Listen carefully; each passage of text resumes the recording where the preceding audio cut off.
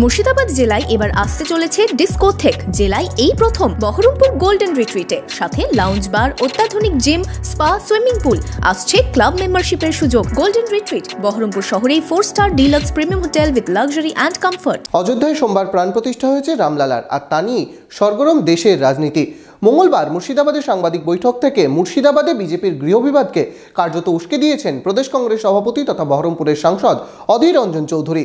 বহরমপুরের সাংসদ আরও বলেন, অযোধ্যায় রাম পুজো নয়, হয়েছে মোদির পুজো।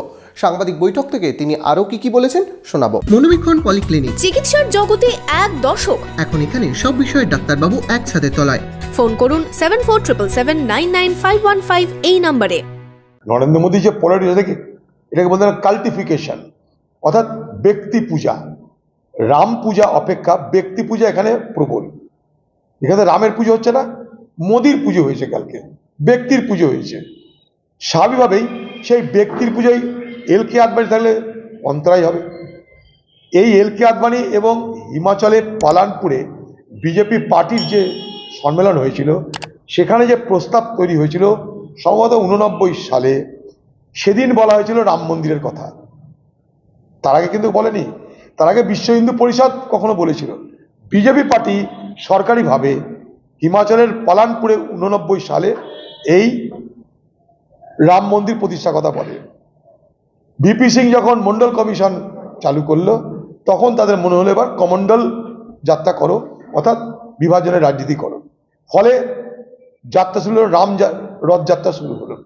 সেই রথযাত্রার সময় নেতৃত্ব দিল এল.কে. আদবানি, এবং ভারতবর্ষের রাজনীতিতে এল.কে. আদবানি, মুরলী মনোহর যোশী, উমা ভারতী, বিনয় কাটিয়ার, অশোক সিংহল, এই যে ব্যক্তিত্বরা, তারা আজকের এই ধর্মীয় মেরুকরণের হোতা মানে হোতা, তাদের সেই প্রচারে ধীরে ধীরে ধীরে ধীরে বিজেপি পার্টি হিন্দু সমাজের কাছে তার স্বীকৃতি পেয়ে বিভাজনের রাজনীতি করে ক্ষমতায় এলো। এই তো ব্যাপার। শুধু তাই নয়, যে ব্যক্তিটাকে পি.কে. মিশ্রা, যাকে রাম মন্দির ট্রাস্টের মাথা করা হয়েছে, যার নেতৃত্বে রাম মন্দির প্রতিষ্ঠিত হলো, তার সম্পর্কে উত্তরপ্রদেশের অযোধ্যায় কর সেবকরা বলছে যে 90 সালে যখন কর সেবকদের উপরে গুলি চলেছিল, তখন এই নৃপেন্দ্র মিশ্র সেই সময় উত্তরপ্রদেশের মুলায়ম সিং সরকারের সে ছিল গৃহ সচিব।